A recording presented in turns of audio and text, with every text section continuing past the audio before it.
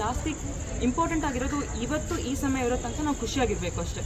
ಅದಕ್ಕಿಂತ ಹೆಚ್ಚಾಗಿ ನಾವು ಇನ್ನೇನು ಮಾಡೋಕ್ಕಲ್ಲ. ನಾವು ವರ್ಕೌಟ್ ಮಾಡಿ ಅಂತಲೂ ಹೇಳೋಕ್ಕಾಗಲ್ಲ, ಯಾಕಂದರೆ ಅಪ್ಪು ಸರ್ ಅಷ್ಟು ಯಾರು ಮಾಡ್ತಿದ್ರು ಹೇಳಿ. So I can just say, ಏನು ಮಾಡ್ತಿದ್ರ ಖುಷಿಯಾಗಿ ಮಾಡಿ, ಬೇರೆಯವರಿಗೂ ಖುಷಿ ಕೊಡೋಕ್ಕೋಸ್ಕರ ಮಾಡಿ. ಸ್ಟ್ರೆಸ್ ಕಮ್ಮಿ ಆಗುತ್ತೆ ಹೊಟ್ಟೆಲಿ. ಸೊ ಸ್ಟ್ರೆಸ್ ಕಮ್ಮಿ ಆದರೆ ಹಾರ್ಟು ತುಂಬ ಖುಷಿಯಾಗಿರುತ್ತೆ. ಆ್ಯಂಡ್ ಮೋಸ್ಟ್ಲಿ ನಾವೆಲ್ಲ ಒಂದು ಸ್ವಲ್ಪ ಜಾಸ್ತಿ ಟೈಮ್ ತನಕ ಹಿಂಗೆ ಮುಖ ನೋಡ್ಕೊಂಡು ಪ್ರತಿ ಸಲ ಬರ್ಡೇ ಆಚರಿಸ್ಬೋದು.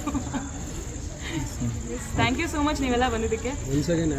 Thank you so much. And I'm sorry ನಾನು ತುಂಬ ಲೇಟ್ ಬಂದೆ, ಬಿಕಾಸ್ ತುಂಬ ಟ್ರಾಫಿಕ್ ಇತ್ತು ಆ್ಯಂಡ್ ಮಳೆ ಕೂಡ ಆಯಿತು. ಬಟ್ ಇಲ್ಲಿ ತನಕ ನೀವು ಕಾದಿದ್ದಕ್ಕೆ ಆ್ಯಂಡ್ ಇಷ್ಟು ಸಪೋರ್ಟ್ ಮಾಡ್ತಿರೋದಕ್ಕೆ ತುಂಬ ಖುಷಿ ಆಗುತ್ತೆ. Thank you so much. ಹೀಗೆ ಸಪೋರ್ಟ್ ಮಾಡ್ತೀರಿ. ಆದಷ್ಟು ಬೇಗ ಒಂದು ಒಳ್ಳೆ ಸಿನಿಮಾ ಜೊತೆ ನಿಮ್ಮ ಎದುರುಗಡೆ ಬರ್ತೀನಿ. That's my promise. ಫೈನಲ್ ಆಗಿ ಬಿಗ್ ಬಾಸ್ಗೆ ಹೋಗಿ ಬಂದಿದ ತಕ್ಷಣ ಎಲ್ಲರೂ ಮದುವೆಗಳಾಗ್ತಿದ್ದಾರೆ ಇತ್ತೀಚೆಗೆ ಜಾಸ್ತಿ.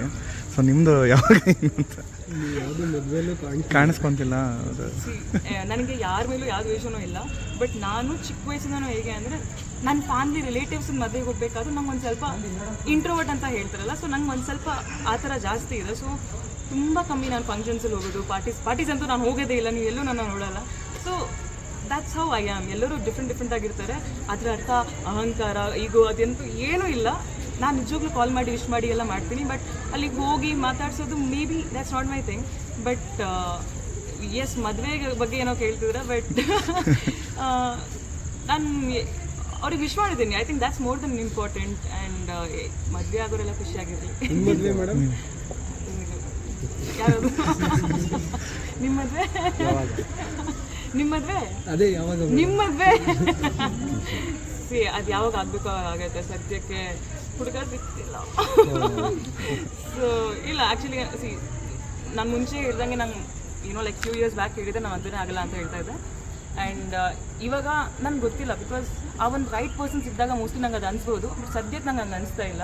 ಸೊ ನನ್ನ ಕರಿಯರ್ ಬಗ್ಗೆ ನಂಗೆ ಇನ್ನೂ ಕಾನ್ಸಂಟ್ರೇಷನ್ ಇದೆ. ಕರಿಯರ್ ಇನ್ನೂ ಬೆಳಿಬೇಕು ಅಂತ ನಂಗೆ ಆಸೆ ಇದೆ. ಸೊ ಅದು ಬೆಳೆದ ಮೇಲೆ ನಾನು ಸೆಟಲ್ ಆದಮೇಲೆ ಅವಾಗ ಒಂದು ಹುಡುಗ ನೋಡ್ತೀನಿ. ಹುಡುಗನ ಮೇಲೆ ಡಿಪೆಂಡ್ ಆಗೋಕ್ಕೆ ನಂಗೆ ಇಷ್ಟ ಇಲ್ಲ. ಸೊ ಯಾರೇ ಆದರೂ ಕೂಡ ಹಸ್ಬೆಂಡ್ ವೈಫ್ ಇಬ್ಬರು ಕೂಡ ಸೆಲ್ಫ್ ಡಿಪೆಂಡೆಂಟ್ ಆಗಿರಬೇಕು, ಜೊತೆಗೆ ಬಾಳಬೇಕು. And it should be equal ಅಂತ ನಾನು ಅನ್ಕೊಳ್ತೀನಿ. ಅವ್ರು ಜಾಸ್ತಿ ಇಲ್ಲ ಇವ್ರು ಜಾಸ್ತಿ ಅಂತ ಇರ್ಬಾರ್ದು. ಸೊ ಆ ಒಂದು ವ್ಯಕ್ತಿ ನೀವು ಪ್ರೇ ಮಾಡಿ ಸಿಕ್ಕಿದ್ರೆ ಒಳ್ಳೆಯದು. ರೆಕಮೆಂಡೇಶನ್ ಕೊಡಿ, ನೋಡೋಣ. Thank you so much.